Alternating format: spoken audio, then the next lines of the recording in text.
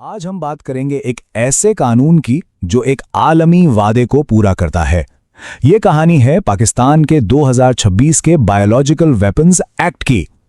एक ऐसा कानून जो एक बहुत बड़े खतरे यानी हयातियाती हथियारों पर पाबंदी लगाता है। अब ये जो आप देख रहे हैं ये कोई आम सा सरकारी कागज नहीं है, ये है गज़ेट ऑफ पाकिस्तान। और ये वो तारीखी लम्हा है जहां एक बैनुल-अक़वामी मुआहदा, एक आलमी वादा पाकिस्तान के अपने कानून का हिस्सा बन जाता है। यानी अब ये सिर्फ एक वादा नहीं बल्कि एक काबिल अमल कानून है। अच्छा, इस कानून की कहानी शुरू होती है कई दहाइयां पहले 1972 में। उस वक्त पूरी दुनिया ने मिलकर यह फैसला किया था कि हयातियाती हथियार ये एक ऐसी रेड लाइन है जिसे कोई भी पार नहीं करेगा। ये इंसानियत के खिलाफ एक बहुत बड़ा खतरा है। तो सवाल ये है कि वो जो आलमी पाबंदी थी वो पाकिस्तान में बाकायदा कानून कैसे बने। चलें इसी सफ़र को देखते हैं और ये समझने की कोशिश करते हैं कि इस कानून का असल मतलब क्या है और ये कितना अहम है। तो सबसे पहले देखते हैं कि इस कानून का पसे मंज़र क्या है। ये एक बैनुल-अक़वामी कन्वेंशन से शुरू होकर एक कौमी एक्ट बनने तक का सफ़र है। ये टाइमलाइन देखें, कहानी शुरू होती है 1972 में जब दुनिया ने मिलकर ये कन्वेंशन बनाया। फिर कई सालों बाद 19 दिसंबर 2025 को पाकिस्तान के सदर ने इस एक्ट की मंजूरी दी और आखिरकार 12 जनवरी 2026 को ये सरकारी तौर पर शाये होकर मुल्क का कानून बन गया। तो इससे अंदाजा होता है कि एक आलमी वादे को कौमी कानून बनाने का अमल कितना लंबा और पेचीदा हो सकता है। अच्छा, तो अब असल सवाल पर आते हैं। ये कानून आखिर किस चीज पर पाबंदी लगाता है? इस कानून की जो असल ताकत है ना, वो इसकी वाज़ेह तारीफों में छुपी है। चलें एक एक करके उन्हें समझते हैं। सबसे पहले तो ये समझना जरूरी है कि बायोलॉजिकल एजेंट होता क्या है।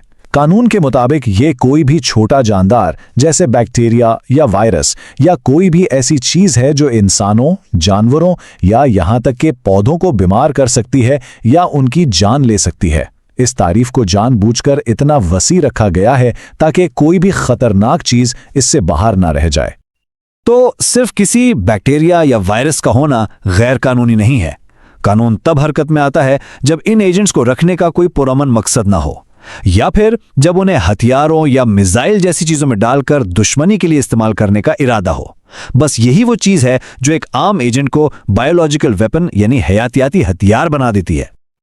और यहां देखें कि यह कानून कितना जामे है। यह सिर्फ हथियार इस्तेमाल करने से नहीं रोकता बल्कि इसे बनाने, डिज़ाइन करने, ज़ख़ीरा करने, एक जगह से दूसरी जगह ले जाने, यहाँ तक कि इसे हासिल करने या किसी की इसमें मदद करने पर भी मुकम्मल पाबंदी है। मतलब इसमें कोई भी चौड़ दरवाज़ा नहीं छोड़ा गया। तो ये तो हो गई ममनुआ चीज़ों की बात, लेकिन अब सवाल ये है कि ये कानून लागू किस किस पर होता है। और इसका जवाब काफ़ी दिलचस्प है क्योंकि इसका दायरा कार हैरान कुन हद तक वसी है। देखें, यह कानून पाकिस्तान के तमाम शहरियों पर लागू होता है, चाहे वो दुनिया में कहीं भी हों। पाकिस्तान की हुदूद के अंदर मौजूद हर शख्स पर, चाहे वो गैर मुल्की ही क्यों ना हो, यह कानून लागू होगा। यहां तक कि अगर कोई बाहर बैठकर पाकिस्तान या उसके शहरियों के खिलाफ ऐसा कोई जुर्म करता है वो भी इस कानून की गिरफ्त में आएगा। और हां, यह कंपनियों और पाकिस्तान में रजिस्टर्ड जहाज़ों पर भी लागू होता है। अच्छा, कानून तो बन गया, दायरा कार भी तय हो गया, लेकिन अगर कोई इस कानून को तोड़े तो क्या होगा? अब बात करते हैं इसके नताइज यानी सजाओं की, जो इस कानून को असल में बाअसर बनाती हैं। एक बात तो साफ है, इस एक्ट की खिलाफ वर्जी की सजाएं बहुत बहुत सख्त हैं। हयातियाती हथियार बनाने या रखने की ज्यादा से ज्यादा सजा 25 साल कैद है। ये एक बहुत बड़ा नंबर है और ये एक वाज़ेह पैगाम देता है कि इस तरह की सरगर्मियों के लिए कोई गुंजाइश नहीं है। और बात सिर्फ कैद पर खत्म नहीं होती, इसके साथ साथ 1 करोड़ रुपए तक का भारी जुर्माना भी हो सकता है। यानी सजा, कैद और जुर्माना दोनों सूरतों में। ठीक है, सजाएं तो तय हो गईं, लेकिन उन्हें नाफिज कैसे किया जाएगा, इसके लिए भी कानून में एक पूरा निजाम बनाया गया है।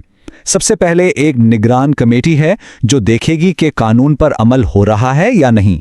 फिर एक नाफिज करने वाली एजेंसी है जिसका काम तफ्तीश करना और सबूत इकट्ठा करना है। और आखिर में कोर्ट ऑफ सेशंस है जो इन मुकदमात की समाअत करेगी। अब यहां एक बहुत अहम सवाल पैदा होता है, इतनी सख्त पाबंदियों से कहीं ऐसा तो नहीं कि जायज साइंसी तहकीक मुतासिर हो?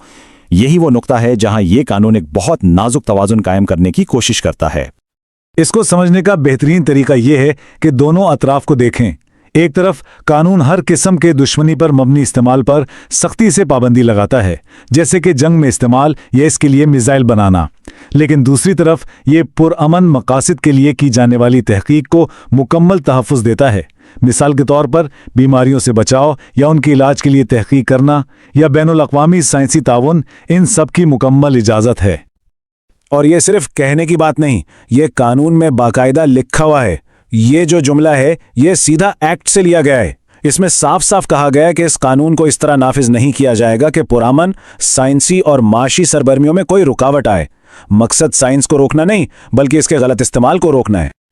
और यहीं पर यह कानून हमें एक बहुत बड़े और अहम सवाल के साथ छोड़ जाता है कि आखिर दुनिया साइंसी तरक्की को फरोग देते हुए उसके गलत इस्तेमाल से खुद को कैसे बचा सकती है। पाकिस्तान का ये कानून इसी चैलेंज से निपटने की एक कोशिश है, लेकिन ये एक ऐसी बहस है जो पूरी दुनिया में जारी रहेगी।